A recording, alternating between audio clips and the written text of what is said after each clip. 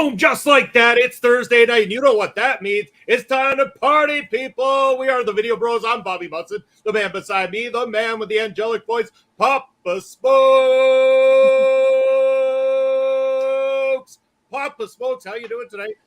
I'm doing great, Munson. Happy Thursday to all the people out there. Shout out to all my wrestling people out there, and a shout out to our very special guest. And we're gonna, we're gonna get to that because we will also get to our chat right away. So hold tight, chat, because we got to give a proper introduction here. She is the co-host of Taking Over, the #1 women's wrestling journalist across the globe, and our good friend, also my co-host on Killer Cuts, the natural Astrid Pizarro. There we go. Yeah. How you doing, Astrid? I'm doing okay. It's been a difficult day, but it's nice to be able to do this so I can just get the mind off of everything. And wrestling always makes me feel better, so I love it. It's going to be a fun night. We got a very active chat here tonight as we welcome in our good friend Josh Joseph. Triple R is the only way to end the day. Love having you here as always. Always love seeing you. And of course, Bobby.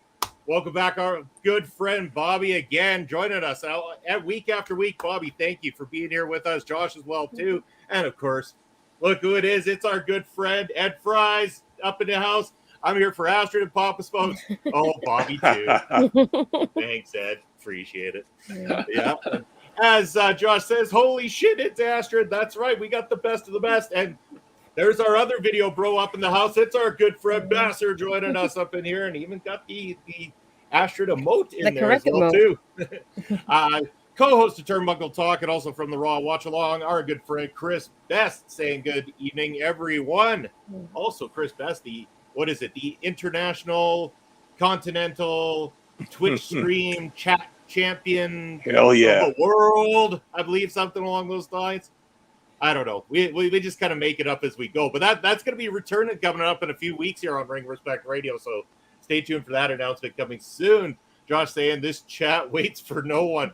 You're right, man. It's hopping. We might not even get to any topics here today. You guys keep this up. Looking forward to watching Becca versus Maki Ito at MLW Fury Road on September 3rd. You know what? Before we get into what the matches we're going to talk about tonight, this is a good topic because we're calling this Ladies Night on Ring Respect Radio. That's why we have Astrid along here. Also, again, Ladies Wrestling Showcase, which I believe you'll have a new episode coming out very soon, another live stream. But for those who maybe, haven't had a chance, let you talk about yourself a little bit, and then we'll go to Bobby's question or comment here. I mean, you said almost everything. I don't even know what to say on the sport.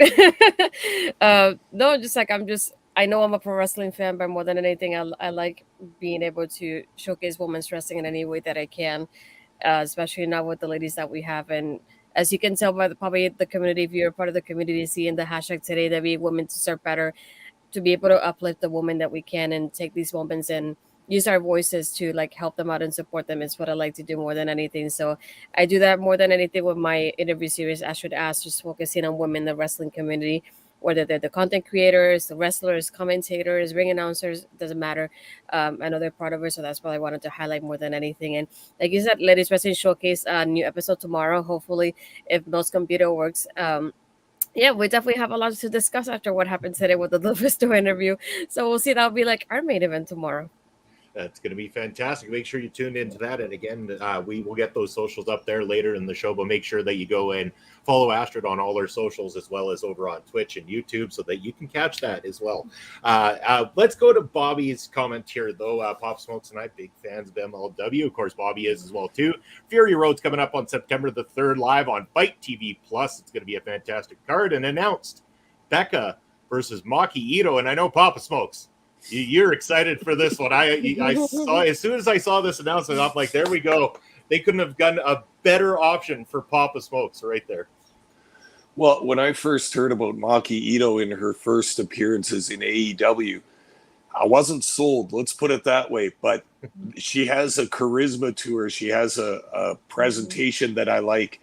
She's also the aspiring pop star in her promotions in Japan, as I understand. She likes to come out and try and sing her song.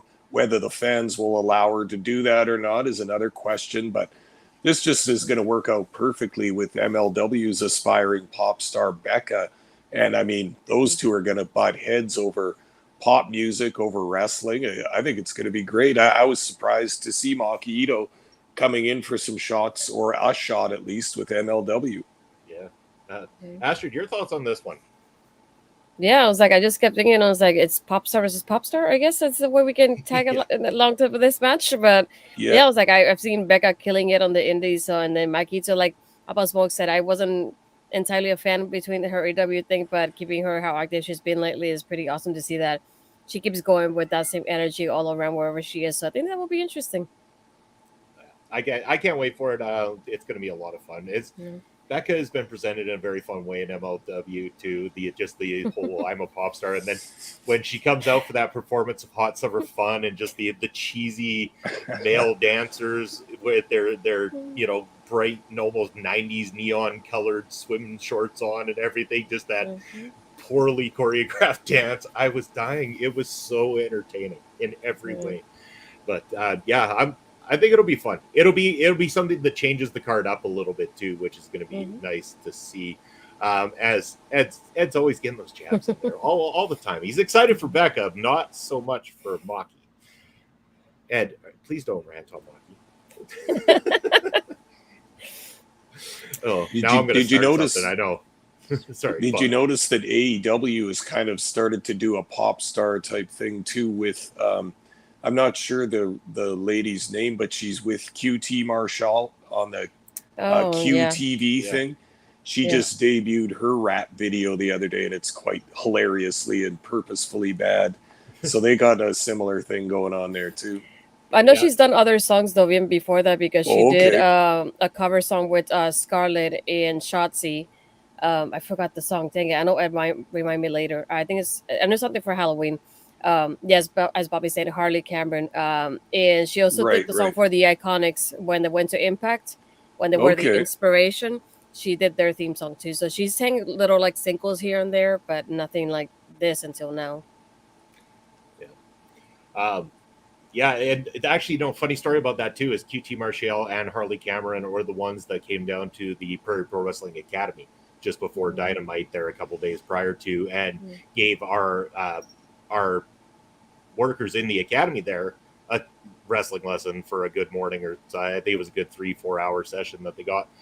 So fantastic opportunity for all the young people making their way through the Prairie Pro Wrestling Academy at the moment. But we're gonna go. Well, first we'll get this little jab in there so that Ed can see it. Josh saying that Ed's over on the yucky YouTube side. Hello, good evening, Bubba Duke. There, thank you for the shout outs over on your show there, the Boar's Nest, prior to us. And thank you for always making sure you're watching the time and making way for us so that we can get going at 9:05 for the party stream, my friend. And then again, big shout out to you and your special guest Sabrina Cartwright joined in tomorrow night for Pausing the Game, a talk about mental health. So tune in for that here. I believe over on the YouTube side. So that'll be at 7 p.m. Eastern time. So check that out tomorrow night. Bobby wondering if there's going to be another women's match added to the MLW Fury Road card. I think so. I'm pretty sure that Delmi Exo's got to be on the card. That's, you've got her as the featherweight champion. Now she's the WXW women's champion. I believe she has to have a match on the card. Who against? I'm not 100% sure, but definitely believe she belongs there. Astrid, your thoughts on that? Yeah, I think that's definitely one that definitely should be on the card, especially after being a double champ at this point now. So can't be missing out on her now. Bob Smokes, your thoughts? Well, MLW is kind of in the same boat as some of the other promotions too. They don't feature the women enough, in my opinion. Often in one episode of Fusion, you might see a ladies match, you might not, and then in a pay-per-view, usually there's only one ladies match, which, for better or for worse, it's kind of like they have never got a big enough roster really to do more than that. Aside from some of the ladies that come in from Lucha Libre, from AAA, they only ever have 3-4 lady wrestlers kicking around. So as we've been saying for the past 2 years, as they've been trying to get the featherweights division going, let's get it going, guys. Let's pick up some momentum and get more matches going. I know there's an audience for it. And saying that, why would I remember knock off Nikita? Okay, After fine. That's true. and of course, Chris saying that he should be over here as he realized he's the champion over on the Twitch side of things. And Champ's got to be over on the side he represents, even though, I mean, Chris, are you going to go for the other championship too? Remember, our good friend Brian Carter, who been a little absent here the last couple of weeks. I don't know where Brian is. Maybe he's training for the big next competition. He's getting all prepared, making sure that he defends that title very, very well in that show. But he's studying cagematch.com right now. Yeah. He's catching up on all the WWE he hasn't watched over the years, just in case. But yes, we're going to be talking about ladies wrestling here tonight. We've got a few matches from classic matches that we wanted to go back and talk about. Some women that we thought were definitely pioneers and trailblazers, especially on some of the wrestling that we grew up with when Papa Smokes and I were younger, and wanted to get your thoughts on it as well, too, Astrid. So I want to start with the matchup between Sherry Martel and Candy Divine from 1986. Playboy Buddy Rose is in the corner of Sherry Martel. Yeah. And this is one thing, is a lot of people don't remember or recall Sherry Martel, the professional wrestler. They recall Sherry Martel, the corner lady, the manager to WWF superstars in the past, and not this side of her. And Papa Smokes and I have gone back and done some work talking about Sherry Martel's wrestling past, or reviewing a couple of matches before. So I wanted to make sure this one got in there. I really enjoy it, but I want to know, we're going to our guest here first, of course. Your thoughts on Sherry Martel, Candy Divine, and this particular matchup? Yeah, I just get thinking back. I remember her more than anything singing with Kurt Angle, so that's like her visual that I have in my mind all the time more than anything. But like I never thought of her wrestling too. I just, one of those things that it didn't cross my mind, and it's nice to see her in a different light now when you see this, because I never thought of her as a wrestler more than anything. I saw her look more like a voice and more like that. I wouldn't say like more like being like that manager type of person, being there as a valet all the time. So just her wrestling, just never thought that would happen. Never thought I would see that.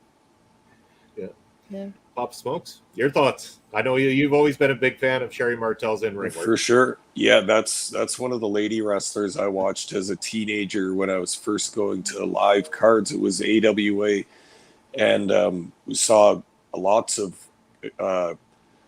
Medusa Michelli, Sherry Martel, Candy Divine, Princess Victoria, some of the previous generation of ladies wrestlers. And even watching this match, you can kind of tell that things are starting to change from the Fabulous Moolah era, where they all wore the one-piece kind of ladies bathing suits and the boots, and there was no flashiness to it. They weren't going for sex appeal or anything like that. They were going for serious wrestling. I'm talking about Leilani Kai, Judy Martin, Joyce Grable, like some of those very serious ladies wrestlers. It was presented in a different manner, and I think by the sort of early to mid 80s, you can see that that's changing. The promoters are jazzing it up a little bit. The ladies themselves are jazzing up their look a little bit. And the wrestling itself isn't that just that Moolah style of stomp, kick, punch, choke on the ropes, kind of heel stuff. They're starting to get some moves. They're starting to do bigger moves that you see commonly in the men's matches, but that probably in previous eras the ladies were told don't do that because the men are doing that in their spots. Well, it kind of looks by this time and by this match that's changing a little bit. That's why it's fun to see Sherry Martel in her younger days just really working, like such a great worker. And when I say worker, of course, I'm not just talking about in-ring moves and move sets and stuff like that, but she's got Playboy Buddy Rose with her. She works with him in the corner. She works with the referee. She works with her opponent, and she's working the crowd all at the same time. Genius, absolutely genius. And the facial expressions on her, the body movements, the pure heel work is just excellent from Sherry. And she's in this match, she's not all that experienced. She's probably only 4 or 5 years into her career. So huge thumbs up on that match, and shows why she's one of the ones that can be trusted to take a spot where you can work with the crowd and really get a big reaction. Yeah. I want to mention Sherry Martel's slingshot front bump in this matchup that she took on multiple occasions. So again, Candy Divine pulls the slingshot off, and the front bump, when Sherry goes the height, the distance, and the fact that she sells it so perfectly in those points of the matchup really, really stood out for me. And then, of course, like for the victory there too, Martel managing to get her opponent rolled up in the corner there in that just perfect position to just put her hand just enough on the ropes to get that victory behind the referee's back. I thought it was genius. Like you said, works well with the referee. That ref bump that happened there, the head scissors, and the referee going over there too. That was great. There was a lot in this matchup for a match coming out of 1986. This was a fantastic match. I really enjoyed it. And Candy Divine is a name that doesn't get mentioned very, very often in the name, amongst the names of women's wrestlers.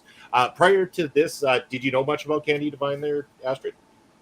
No, I definitely didn't. To me, the only familiar name, like I said, was Sherry more than anything. So this is all like basically new to me if you think about it from that way.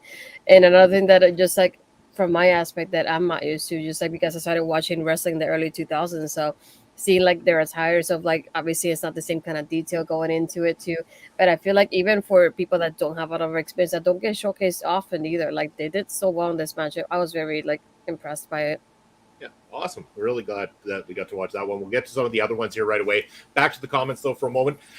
Chris saying his biggest memory of Sherry was her legitimate excitement when she got inducted into the WWE Hall of Fame. She was just so excited and so happy. And honestly, I'm happy for anybody that really appreciates anything, any of the accolades that they get. And the fact that she did that was, a huge A+. It's such a touching moment when somebody appreciates the recognition that they are being given for what they've left behind, for sure.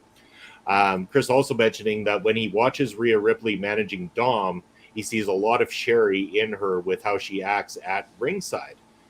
That's interesting. An interesting take on it, for sure, too. And I wouldn't put it by Rhea to have been a fan of Sherry Martel's work at all. That's not outside the realm of possibility. But just like Sherry, I hope they don't take Rhea away from being a lady wrestler into just being a manager, because we can't waste another talent like that. I swear Martel could have done much more stuff as a lady wrestler. She was only WWF champ one time, but I always thought, as I watched her managerial stuff in WWF, she's excellent. But damn, what about her wrestling? She was a great wrestler too. Yeah. Josh asking us, which of her manager spots reminded you all of her in-ring persona? That's all of them, really. Yeah. Yeah, because I almost felt like her managerial spots just kind of became a little bit more animated versions of the in-ring persona that already existed. It just took it to a Vince level, for better or for worse. It took it to a Vince level, but she played it beautifully. All throughout. I mean, she was a master at what she did. And then she started with Ted DiBiase, didn't she? And then she went to who was next, Macho Man or Shawn Michaels? Maybe it would have been Macho King prior to being Shawn Michaels, actually, because it was right after he lost the Macho Man gimmick. I think in some sort of match against the Ultimate Warrior, if I'm not mistaken. I know that Chris will probably come in and let us know, but I'm pretty sure that during that run, he was referenced as the Macho King, Randy said. Yeah. She started with the Macho. Oh, interesting. Oh, okay. Bobby's saying, which matches of Sherry Martel could I check out? What was the one that we did here on Ring Respect before there, too, Pop Smokes, that Sherry had? That was against Rock and Robin, I believe. Yes, that's right. Sherry Martel and Rock and Robin. Look up some of those there, Bobby, and definitely this one versus Candy Divine. It's right on YouTube as well too, from the AWA. It's very easy to find. She has some great work out there. Yeah. Now moving on to the next matchup. This one. Oh yes, It's Luna. I got to meet Luna as a kid. I've mentioned it probably 100,000 times on this stream before. So I have a soft spot for Luna in terms of she's just the most amazing person I've ever met in professional wrestling, and I stand to that to this very day. And this match against Medusa, and I was like, perfect. I could go for 100 of the Luna Vachon and Alundra Blaze matches from when I was a kid in the WWF, but I was like, let's go a little obscure. And this one actually seemed to be a German promotion at the time that did put this one on. This was during the time of like about 1997 or so, during the WCW NWO happenings. I think there was even some advertising for some NWO matchups or some show coming up on the screen during this. German speaking commentators all throughout. So I love listening to international commentators. They are so excited compared to some of the ones that we get over here that I find are just a little bit flat and boring. I become more excited for matchups the more the commentators are excited. For sure. And I like when you hear a string of foreign language and then every so often an English word like a takedown just thrown in there. We go from Sherry to a woman she was supposed to wrestle in the WWF in Luna. That would have been awesome. Oh, yes. That would have been so awesome if those two would have locked up. But yeah, Medusa or Alundra Blaze was one of her big rivals throughout the years. And this was kind of one of the early memories I had of women's professional wrestling. I was watching WWF at the time, so we had, Alundra Blaze, we had Medusa, we had, sorry, I said both. Luna Vachon, Bull Nakano, Leilani Kai did some spots there for the WWF at the time as well too. But this one I thought was great because it actually displayed all the best parts of what these two women have done previously, including the classic little Luna takes the attack on Medusa at the start of the match, smashing the traditional flowers that are handed out into the back of Medusa to get things hot started. Absolutely great. But Astrid, I want to get your thoughts on this. Luna and Medusa, what do you think of these two? Not only do I want to talk about the wrestling part, but also thinking back of when you look at it from the first match to the second match, you can see also like the progression there, because they look at the attires to begin with. This one thing that you can notice in the changes, how the attires are so unique to them, so you can tell how it's unique to their characters. Versus with the first match, it just, you didn't really get to see the uniqueness between the ladies there.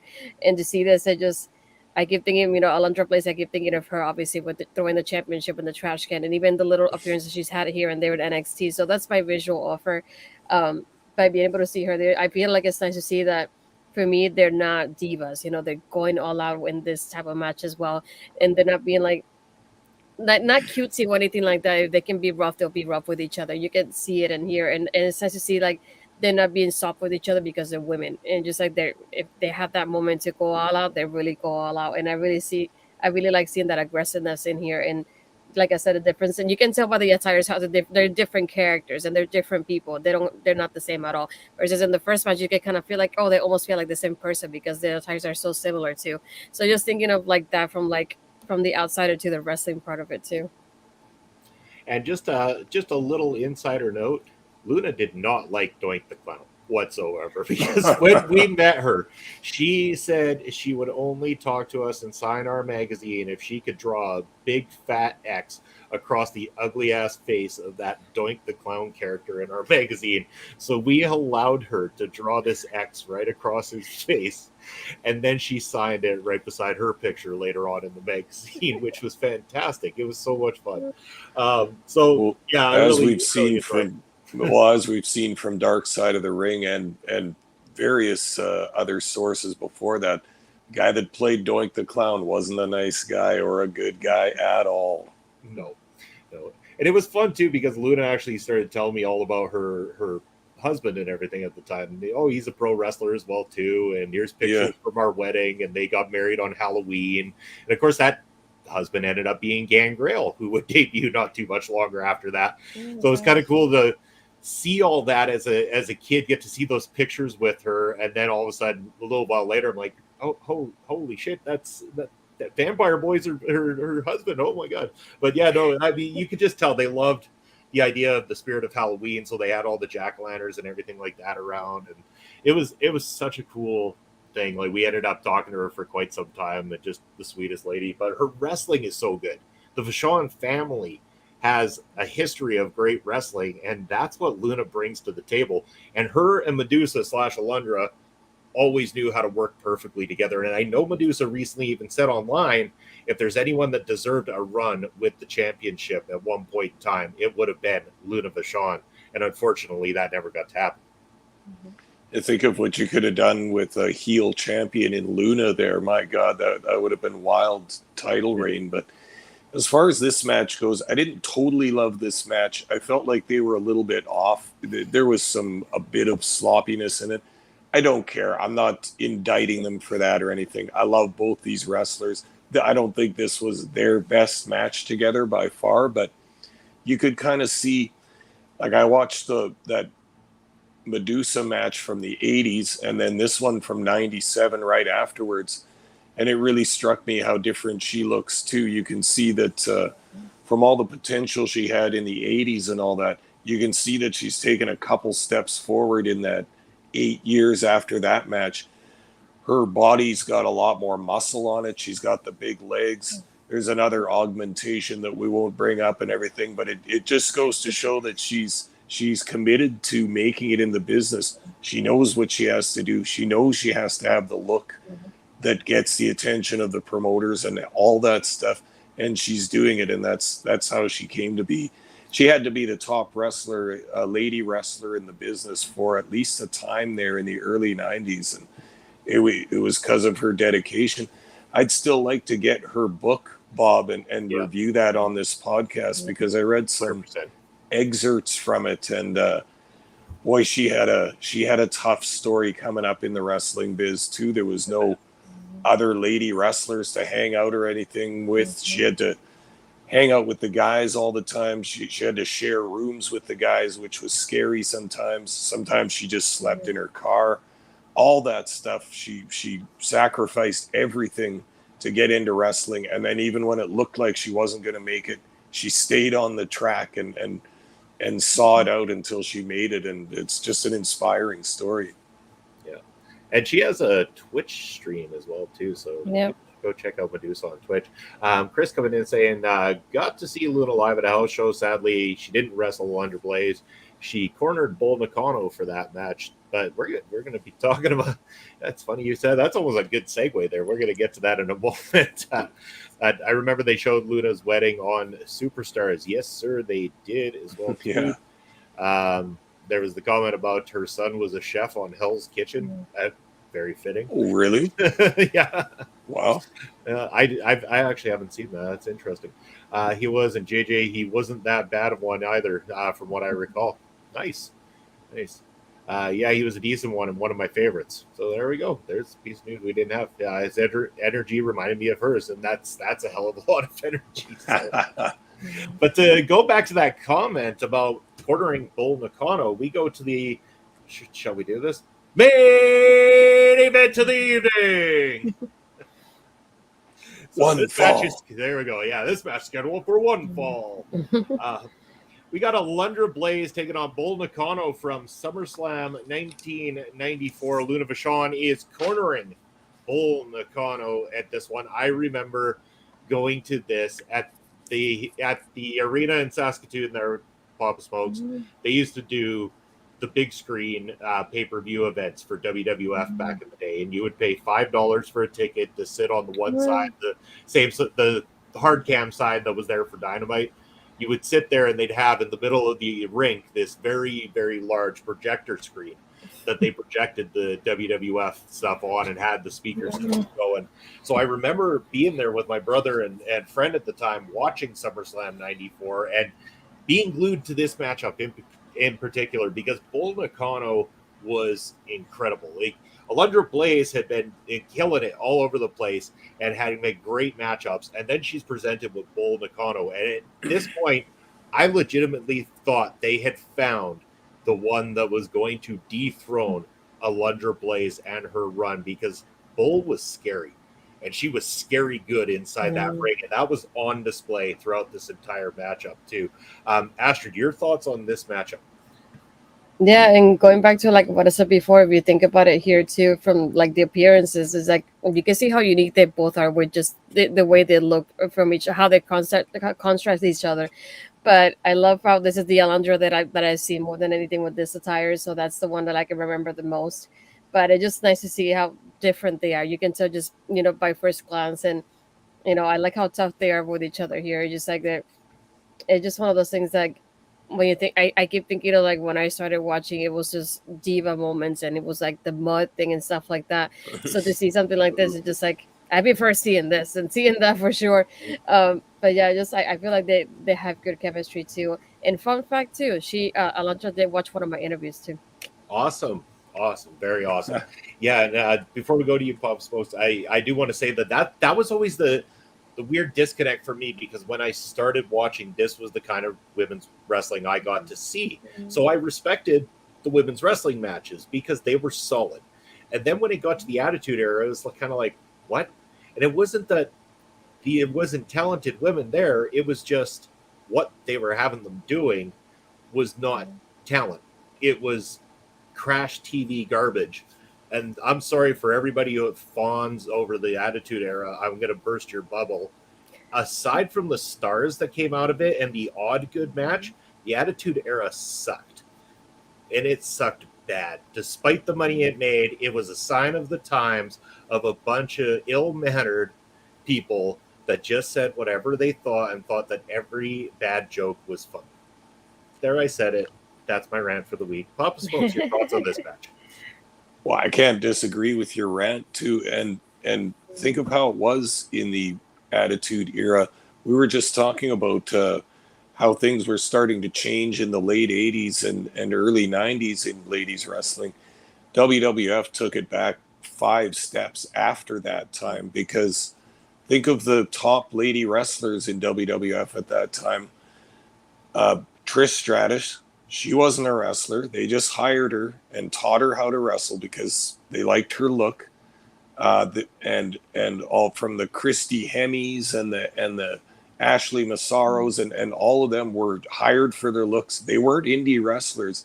They had no bumping experience. They had no psychology experience in wrestling whatsoever. There was a handful of good lady wrestlers there, the Molly Hollies and Litas and such that had independent wrestling experience and had been through the whole system and had gone on the road and worked against many different rosters of opponents throughout this. This is how wrestlers polish up their game. But WWE stopped doing that. They just wanted them for their look alone, and they started hiring, as John Laurinaitis used to do. He used to read the lingerie catalogs and pick the ones he liked the best and told them, hey, hire these girls. That was your top lady wrestlers for a while there. And you can see why the in-ring just and all types of working just took a serious step back at that time, aside from a few exceptions, of course. And I'm glad that while it's still not where it needs to be, as very evident by what is trending online here today and with some of the stuff that's come to light and the way things are, I think that, yeah, like you say, it was detrimental and set it backwards. As where had they kept the progression going in the right direction, maybe we wouldn't be having to have these words spoken and reaching out and speaking to them about things. How about would you like to share some light for our listeners right now, Astrid, about a little bit about what is trending online here today and the importance about getting that message across? Yeah, and before I get to that, I also wanted to tag along in what Papa was saying because Melina was interviewed recently by Ring the Bell, and she had some comments that people kind of twisted on a little bit. But she even said, "It's like we see Trish with this run, and it's been a great run. Don't get me wrong." But she said at the same time, "Where's the opportunity for the people that actually helped build the Trish strategy that you see right now?" She's like, "There's people like Victoria who like we never see her getting highlighted anywhere." Who was the one that actually helped Trish get to where she is now? And it's like, where's the credit and the kind of like I don't want to say glory, but you know what I mean, kind of like that treatment for people like Victoria. It's not existent. And she said, even though we see Trish now kind of getting redeemed little by little, just like Lita was, because this is one of what she had was better than the retirement she got. But still, just like the people that actually got behind Trish and made Trish who she is, are not getting that credit on screen either. So I think that's also an interesting point to think about later. It was like those women that helped build the like models to be wrestlers don't get that credit for what they did there. Um, but like about what's trending right now, it's one of those things. Like I know Ed and I started talking about it during NXT as we got a little off topic, which is unusual for me at least.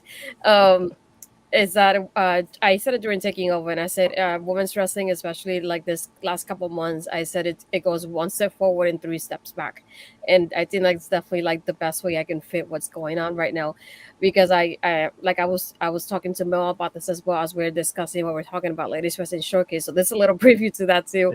We were just saying like I remember when the Trish and Becky feud started. The first thing was because the match was short. We were told as a community and as wrestling fan, women's wrestling fan specifically, oh wait for like the ending. Just let it play out, which is what we always get told. It's like let it play out. We'll get the big ending towards the feud at SummerSlam, and then here comes SummerSlam weekend, and their match gets cut off. Apparently, there's time constraints, so they took off the match off the card. And don't get me wrong, there's two women's wrestling matches on the card, which I'm looking forward to watching. But they had the potential to do four. And I was like, you could have gone for that four and made it even better.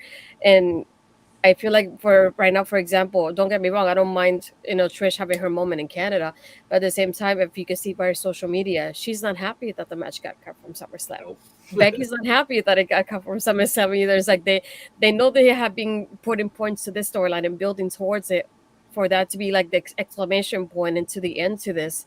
And they're not going to hit that highlight versus that. Now we get that battle royal. A lot of people were like, that could have been in the kickoff. And then we could have gotten the ladies on the main show versus another one that we also have on the other side of it. It's Rhea Ripley. Rhea, it looks like even by her, the tweets that she's been liking, she's also not happy to be a champion and not be on the card either, which is understandable as a champion. And then it just think about it from that aspect is like they could have had, Raquel be in there, but still they re-injured her on TV so that way she wouldn't have that match. And Rhea's like in tweets of like, hey, we have a SummerSlam with no Becky, no Trish, and no Rhea. And she's very unhappy. Even today I saw that there was an article from InStyle magazine with her. It's like, hey, we're gonna talk about Rhea about her look for SummerSlam. And she quote tweeted it and went, my SummerSlam media look because I'm not gonna be at SummerSlam. So it's like the headline's a little different now, and just and you can tell by by her social media she's definitely not happy to not be part of SummerSlam either. And I feel like goes back to what we mentioned earlier is like she's a female wrestler, even though she's being a manager to Dom. We don't want her to forget that she's the champion, and right now that championship is taking a backseat to the Dirty Dom kind of storyline because the guys are having matches and she's not, and it just to me it's upsetting in that kind of way because we could have had four women's matches on the card instead of the two that we have. And it's just like I feel like as a woman, as a wrestling fan, I don't want to be satisfied with two matches. I'd rather have the four that could have been there, and I could have made the pay-per-view even better. So now this caused two hashtags to be trending on Twitter, or in X as it's called now. The first one is WWE Women Deserve Better because we know that even recently they've had little matches, like 3 to 5 minute matches, and very little segments, very little story progressions. I feel like even now with the draft, we have so many women on the roster that we don't get to see, like not even on rotation in the roster. So I think that's also an interesting point of view on that end as well. And we also have the We Want Equality hashtag. I know definitely it's not going to be entirely equal because there's more men in the roster than there's women, but at least to give the women a little bit more time than what they're actually getting, which is something that Ed and I were discussing on taking over as well. It just in NXT we do get at least two women's matches in multiple segments, and we see most of the roster in the 2 hour show versus Raw 3 hours, and we barely see any of the ladies. So just that imbalance there, I feel like they could definitely learn from what NXT is doing in that aspect, and even Impact. Impact is one that highlights the knockouts very well. So it's like I feel like there's definitely an experience there, and it also goes back to the piece that I wrote for Body Slam, thinking of what we want to see improvement in the AEW women's division as well. So just it's happening all around right now. Yeah. We'll go to a little bit more here, but go to the comments first. Chris, of course, disappointed that Raquel and Rhea not happening. Here's the other thing. It's like all the women you're mentioning that aren't being included in SummerSlam are star power. This is the point that needs to be made. Chris Parrish coming in. Hello, my brunch buster brother, Chris Parrish. they should think about making SummerSlam 2 nights as well to add more matches and more opportunities. So essentially, the Big Four becomes the Big Four 2-day massive events. I mean, They pretty much have to now. They have so many titles. Is there 3 men's world titles? There's 2, really, maybe even 4 if you count NXT.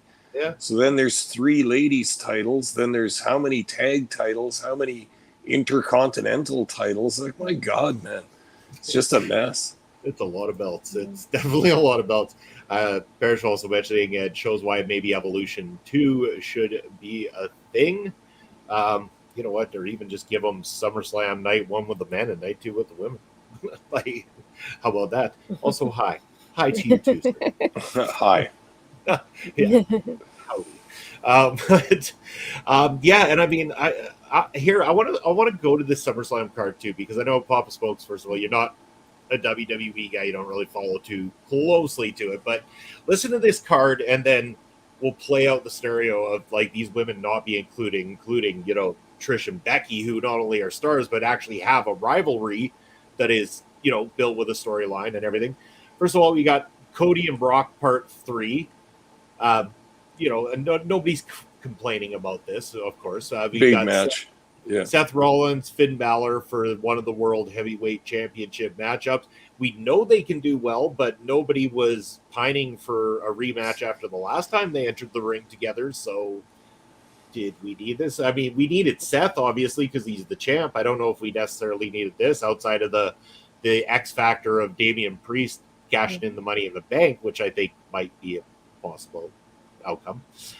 We got triple threat, Asuka defending her women's championship against Charlotte Flair, Bianca Belair. We've got the double champ, undisputed WWE Universal Championship, Roman Reigns defending against Jey Uso, Ricochet versus Logan Paul, Gunther versus Drew McIntyre for the Intercontinental title, Ronda Rousey and Shayna Baszler an MMA rules matchup. And then we've got added to the card, the main card, instead of being a pre-show matchup, because everybody loves LA Knight, and God forbid they would have just done something with him in the first place instead of having to stick him in a goddamn battle royal on SummerSlam. Hate me for saying it. The Slim Jim, overproduced, overpopulated SummerSlam battle royal of garbage is going to be on the show. Yeah, how to use all the talent that you don't have a spot for, right? Just throw a battle royal. And then give the guys a 20-man battle royal. Yeah. I don't know. I'd rather either one of those women's matches instead of the battle royal personally. Because I'd rather the one-on-one encounter versus a battle royal just to put LA Knight over. LA Knight's over. Just use him. He could have been in one of the other matchups. Did we need Ricochet and Logan Paul? No. You just want it for the spot fest. Put Logan Paul in there with LA Knight. That would have sold a little bit more right now. Knight versus Rollins, maybe. Yeah, well, different rosters, I think. Yeah. That's the end. Because they stick to that So they can't wrestle on the other show if they're on. Well, that's bullshit. They switch shows all the time, don't they? No, they do. That's why it depends on who it is. Yeah. Tom Collahue is reporting one of the reasons for the Becky Trish match being moved is to add time for LA Knight. Oh boy. But another thing though is like we have the battle royal for the guys. You couldn't make one for all the girls, even if it was on the pre-show. Do we really need 90 minutes of pre-show with like mostly bad hosts going on about things that we already know because you've seen it 100,000 times that they're going to pre-present it during the card? I know it's supposed to be a build-up, but give us a damn match to break up the monotony already, because they repeat themselves over and over and over again. But Chris asking me, I got to ask you, if you don't do Finn versus Seth, then who do you pick to challenge Seth? God, if I watched Raw, I might know. I don't know right now. That's the issue, and that's probably where they're at with that one. God, I wish they would just build the right people to go into those positions and stuff like that. I mean, I like Damian Priest. I wish he'd just cash it in already. Like, honestly, and I wish I he'd know, do it but the I'm proper afraid he's way. gonna cash in and fail. I just don't want that. That's why I wish they'd do it better. I wish he'd just like do the honest thing and put it in. I'm going 1-on-1 at the next big card. I'm gonna go in there and do this properly, and he legit wins it. That would be sweet. I really, really would like to watch that. Make that happen, WWE. I dare you.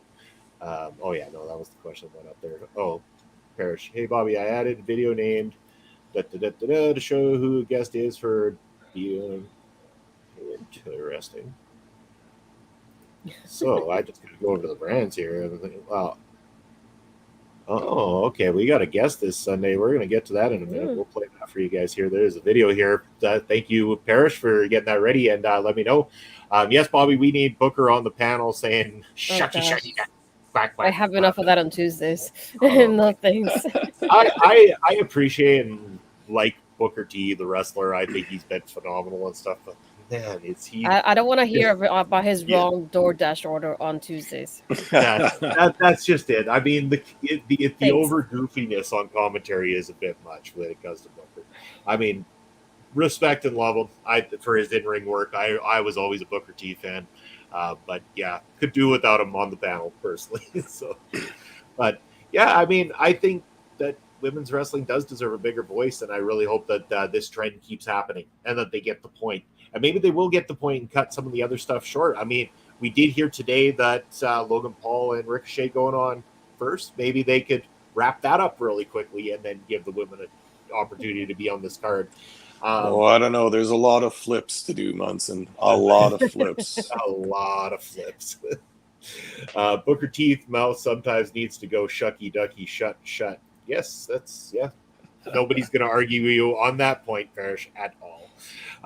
But yeah, that's all I got. Unless Astrid, you got more about this situation that you want to talk about here? No, that's like from the other side of it. I know if anybody hasn't checked it out, there's a Lufisto interview about the AEW Women's Locker Room that it's pretty interesting as well about the behind the scenes, and it definitely shows me a lot as to what we get on screen as well. So I think that was quite an interesting read today that I didn't expect. But no, just that part of like I know that's not going to be equal, but just a matter of making a good progress is what I like to see moving forward in the future. That's still my hope. I know that I'm not the only one. There's so many people in the community that are rooting for the same thing as well. But it is what it is. I know even going back, somebody posted on Twitter a clip from a podcast that I think Becky had made before, just saying that she had to fight to get her and Bianca on the SummerSlam card last year. So imagine like that kind of story, not having that kind of ending in SummerSlam, and it wouldn't happen the same. So I'm definitely glad she fought. It's just unfortunate that it seems like it didn't work out this time around. Yeah, it definitely didn't. But what did work out is snagging a guest for this Sunday on Bustin' Out. We go to episode 51, and I want to play you guys a quick video to show you who we got joining myself and my Brunch Buster brother, Chris Parrish, this Sunday, 12:15 p.m. Eastern Time.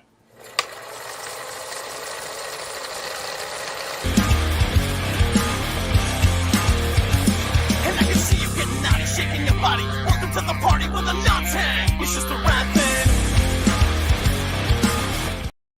That's right. Good friend of the show and someone who has taught me a lot about how to do things on YouTube as well, too, amongst many other people like yourself, Astrid, who has helped me out learning some of these things. Joining us this Sunday, that is the host of Spoiler Warning. He does the Friday Night SmackDown watch-alongs as well as the pay-per-view watch-alongs as well, too. Tom Collieu, fantastic person and a great guest on the show. Looking forward to the carnage that will go down with having Tom joining us here. Carnage, because it is. You see, Tom's good at he's a little bit of that good old dry British humor. He's good for a lot of that. Ed deals with a lot of Tom Collieu's jokes there quite often throughout his time working. Bear saying, this is why I personally believe a third main brand should be added in WWE, and it's the female brand, all women, for 2 hours every week.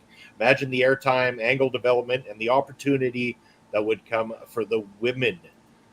I've said that, I always said even like give them an hour of Raw at least, because damn, 3 hours of Raw and that's all and they just get. guys. Yeah. No. Yeah. Like seriously, like 3 hours of Raw, you can make way for an hour for one. 1 Yeah. hour of women's wrestling, and people will love it. Maybe more people will love it because there'd be a little bit more opportunity there as well too. You've Yeah. got the roster for it. At least then maybe you could put most of the women over on that side so that they could fill that spot completely. I think it would be great. Personally, I don't. But And some people say that women's sports, like such as the WNBA or women's soccer, doesn't do as well as the men's division in those sports and stuff, and maybe at the box office it doesn't. But I think pro wrestling is one of those areas where I think it might. Nowadays, ladies wrestling is so much more popular than it used to be. The stars are bigger, the platform is bigger. I think if they took a chance on that, it could work out nicely. Yeah, and speaking of which, Women's FIFA World Cup has been on right now, but unfortunately, Pop Smokes Canada's out. They didn't fare so well. Australia sure put a hurt on them there too. But yeah, we aren't so great at soccer up here. It's our snow on women, the ground. Our women are pretty good. The guys, not so much. But the guys are getting better. They get an A for effort. They actually made it to the World Cup on their own this year, as opposed to the next time round where they get an immediate pass for being one of the host countries. So, which is fun too, because then I get to go to a game. Hopefully, that's the plan anyway. Go to BC and take in a World Cup game for once. That'll be fun. I'll document the whole thing. It'll be great. Chris saying that he's expecting a very well-informed interview with Mr. Concoli. Chris Best, you have not watched Busting Out, have you? Yeah, I was going to say, did we watch the same show? You think we party on stream here? That Busting Out is the borderline hangover, what the hell happened the night before type situation, all bundled into one. Did you catch the 50th episode? There was all sorts of jokes on that one. It was fun. It was fun. We had a good time. Tom was in the chat. I think that's what sparked this whole thing, and I'm glad that he's joining us. Tom runs a great show. Yeah, if you want to be informed about developments within the WWE, I would suggest go and check it. Tom call you out on YouTube as well too. Chris saying he was there. Yeah, I know. Now you're laughing. Now I know you were there. It was a bundle of fun. I even think after we rated, one of the comments that Barry Monkey made to the person we rated was like, I think they went that whole episode and didn't even speak about wrestling the entire time. Hey, we snuck a little bit in there, just a sprinkle of wrestling on that 50th episode. But it was fun. I don't even want to begin to know how many episodes we've had on Ring Respect here, Papa Smokes. I mean, it's got to be quite a few. Back quite a while now here. So.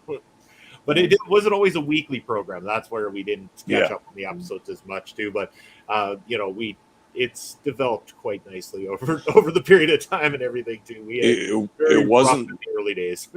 Yeah, it wasn't weekly, but there was a lot more research to do for each episode. Like I remember spending 2 days, like many hours in those days. Like, oh my God, I got so much stuff to read and so many matches to watch.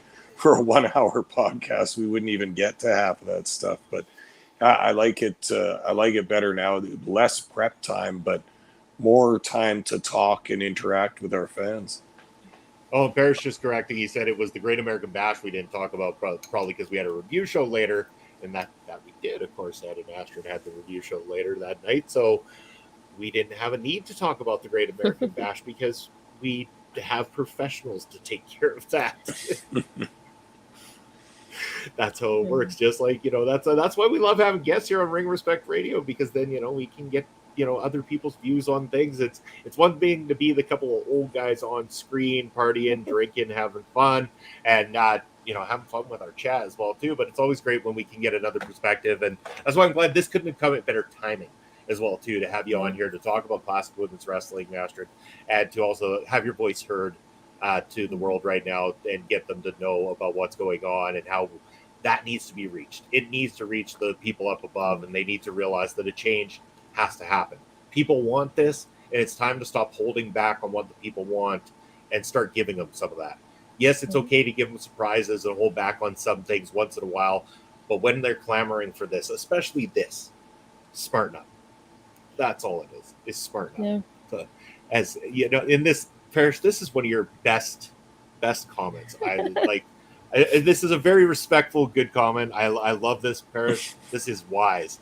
Enough is enough, and it's time for a change. An homage to the late great Owen Hart as well too. And yes, it is time for a change. But in the meantime, and in between time, we're coming up to that hour mark. I think that would be about time to let everybody, head on off to bed or anything like that they got. But if you're looking to stay up a little bit later, you want to hang out a little bit longer, you may, find out who we rate afterwards and hang out there while you're drinking some of your Rogue Energy. To stay refreshed and stay revitalized, head on over to rogueenergy.com and use the promo code OLEPODS. That's going to give you 10% off of your order. I don't know if there's a comment section, but let them know Bring Respect Radio sent you over there. But yes, here we go. I'm going to go look for the raid. But Astrid, why don't you let the good folks know not only about all your socials, but what work you have coming up that you would like to plug here tonight. Yeah, like I said, tomorrow we do have Ladies Wrestling Showcase, so it'll be basically an extension of this discussion that we started tonight, 6 p.m. Eastern, with my good friend Mel. We definitely have a lot to talk about after what happened today as well, and touching base on the SummerSlam situation as well. If you haven't yet, you can go back to my Twitter under my highlights and check out the piece that I wrote for Body Slam Net about the AW Women's Division as well. And as it's there, you can find me on my Twitter and Blue Sky as Astrid Pizarro, and Instagram and Thirst Astrid Pizarro 20. But everything is going to be on my YouTube channel. I also have my recent wrestling media, a little video that I made as a tribute to everything I've done in the second year of my wrestling media journey. So if you haven't checked that out, it's on my YouTube channel too. Yeah, it's perfect. And Papa Smokes. I got to switch this up for you because you're in that new land, if I'm not mistaken, when it comes to your socials, aren't you? Yeah, I am. The new land of the X, formerly known as Elon Musk's free speech wonderland. I'm on there at smokes_papa, and then I'm on Twitch at papa_smokes_. Perfect. You might be watching us on the Video Bros Network. Hopefully you're subscribed over there. But more importantly, subscribe to our local establishment on YouTube or give us a follow here on Twitch. You can reach out to us on all our socials as well as our email on that ticker down below. I am Bobby Munson, and where you can reach me is not there because I pressed the wrong button because that's what I do. Bad buttons, Bobby. My socials are down below. You can find me over at the X, as it's called these days. That it will be at Real Bobby Munson on Instagram. We are the Video Bros SK, also over on Threads as well too, at twitch.tv/videobro_Bobby Munson, where I will be doing another wonderful gaming stream for you guys tomorrow. And it looks like the vote for the new name of the show tomorrow is Secondhand High with Bobby. So we're going to do some Secondhand High tomorrow afternoon with Bobby there on stream. And yes, Papa Smokes is on X. He knew it. Yes, funny joke. Hey, we are going to go on over now. Our raid is heading on over to our good friend Heel Kevin. Let him know OLE sent you because we love Heel Kevin. He's a great supporter of the show, and he does a great thing over at his channel there. Make sure that you follow along as well, too. We are heading on over there right now over on the YouTube side. We thank you for hanging out just a little bit longer. We will see you next Thursday night. And thank you to our very special guest, Astrid Pizarro, who joined us here tonight. Take care, everybody. We'll see you soon.